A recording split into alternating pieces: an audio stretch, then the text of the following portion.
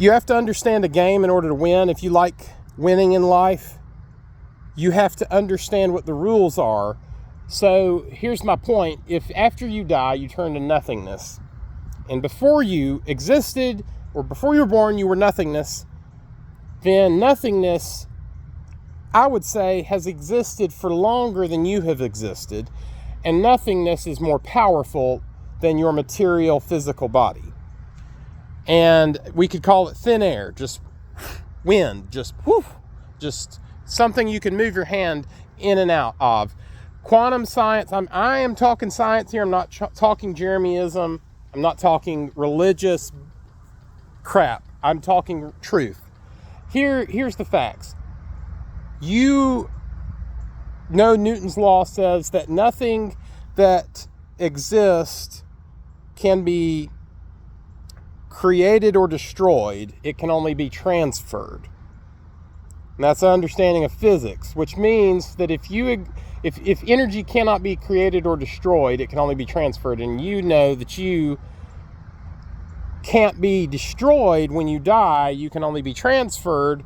Then that means there is a level of what I would call consciousness after you exist. And that consciousness is this. It's what we find in meditation, is that there is an existence of the present moment regardless of the observer. You eliminate the observer, the present moment, and all of the things that exist in the present moment still exist. The fact the person is observing it doesn't change what is happening. So you remove the observer, or me or you, and everything is still existing regardless of the fact that we are perceiving it. So our perception isn't king. Our vision of what is existing around us in the present moment isn't priority. Instead, it is what actually is going on in the present moment that is even bigger than our perception of it. Because if I know that 3 years from now I will not be in Alabama, I'll be in New York, then I should start preparing to be in New York now. If I know that 6 years from now I'll be in California, I should, same thing. My point here is that you know that you're going to return to nothingness. And there is a state of mindfulness where you're clearing your mind and you are stilling your thoughts. You are simply not thinking, and you're not attaching to passing thoughts as they enter your mind. I don't have the time to go into how to do a mindfulness meditation, but you can use YouTube, Sam Harris, and begin to investigate how to do some form of meditation. When you begin to do that and you see what is going on in the present moment, minus your perception of what is going on in the present moment, it makes it easy to dissect a dual world that is going on, where you have a people are out to get me, I am this, I am statements, I am that, where those things you begin to separate and see what is false when you can see what actually exists in the present moment.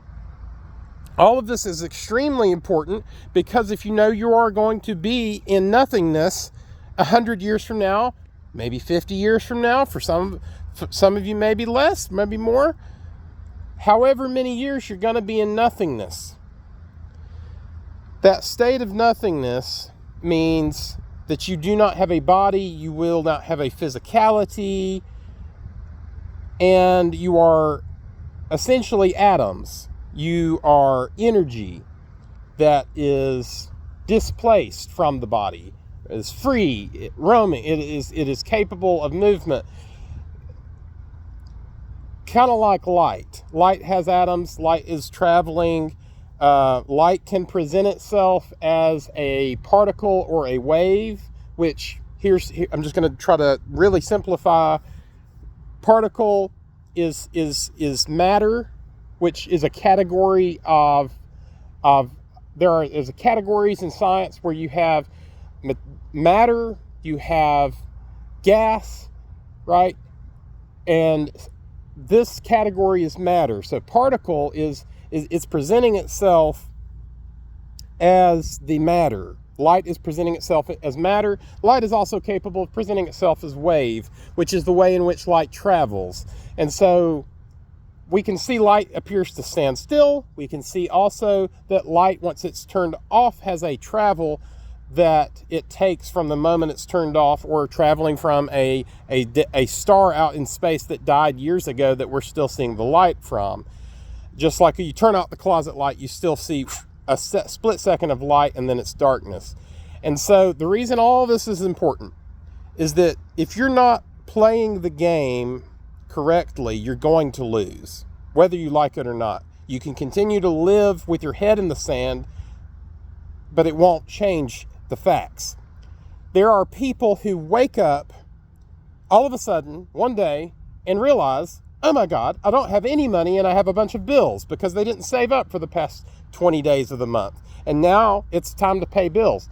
The same thing happens with people who are on a diet.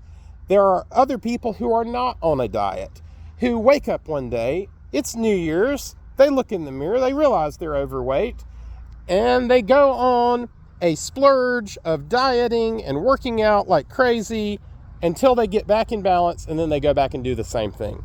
And then they get back fat again, and then they go back through the cycle, and it's just like a wash repeat. Here's the reason that's important. The reason you're doing that, and you're seeing fluctuations there, is that is the wave. That is the wave of life. And just like light is traveling in a manner, so are you. And so the reason all this is important is your life is behaving just like light. It is presenting itself in wave, but it's also able to present itself as particle, and which means you have non-material and you have material. You have physical that you can touch, feel, and say, oh, it exists. And you have non-material that most of us ignorantly say, I can't touch, I can't feel, it doesn't exist. When we know something exists, but we can't see and we can't feel it, but we know it exists, like hydrogen, like oxygen. And in fact, the most important things around you are the things you cannot see. If you have no oxygen, you will die. You have no hydrogen, that is the reaction that the sun is having, that's taking place, is between hydrogen and helium. If you had neither of either one of those, you would have no reaction and no light. If you had no light hitting the earth, you'd have absolutely no life, because the plants are producing oxygen and you need oxygen. And there's just this giant cycle of the most important things in life are the things you cannot see. The biggest portion of existence is spent in the unmaterial world, the immaterial world. Your brief 99 to 100 year existence, or however long, is a material existence, and then non-material. And so if you're not spending any time investigating the reality of the world, or what is conscious beyond your perception, then you're not being busy. You can be busy doing the wrong thing. Just because you're busy, just because you're working, doesn't mean you're doing something that's going to last. Just like I used the previous example of the person who used lamp cord wire to run an electric circuit from one light in the laundry room to an outside light, and ran cracked, broken wire that was not made to be hit with sunlight, and it wasn't in conduit. A long tin of the outside of the trailer was asking for electrocution, and hey, it didn't happen. But what my point is just because you can work doing something doesn't make it right. And it doesn't mean that it's not going to blow up in your face. And if you're not spending time aware, conscious of the fact that you will return to thin air, I feel like your priority should be on what is you're going to spend the most time in, which is thin air. And if you begin to that study, you'll be good, because you can figure out what exists in thin air. But if you never, ever, ever investigate what exists in thin air and what's going on in the immaterial world, what exists? Are there certain laws to quantum science? Why are there certain laws to how light travels and all this stuff? If you never investigate it, you aren't learning the rules to the game, and you're going to lose, and your head's in the sand, and you've got 99 years to figure out the rules to this chess game before you go to New York. And if you don't wake up and you don't listen, you're going to wake up in New York without all your bags packed and ready, and you're not going to be ready for the trip. And something really bad's going to happen. Maybe it won't. Maybe your lamp cord will be cracked and running along the metal, and maybe nothing will go down in flames. But if you don't take the time to look into something that is more important than what you see, what you taste, what you touch, because that's what you're chasing, make no mistake about it, I'd say most everybody gets caught in this loop of they don't spend any time focused on the immaterial world. Yet everything that you see, I've been a bodybuilder, and I can tell you that while I was building muscle, I was focused in my mind, envisioning, which is an immaterial thing, envisioning big muscles, envisioning a big pump, envisioning high testosterone, the thoughts that came with high testosterone. And I was bringing those things as a reel in my mind that I would think on. I would imagine winning a competition. I would imagine posing in the perfect pose. I'd imagine my back looking really big from the back. That's an immaterial thing. And that was more important.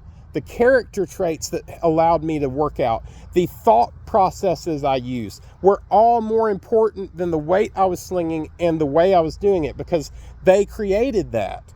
The way I thought, the way I operated created the body I saw.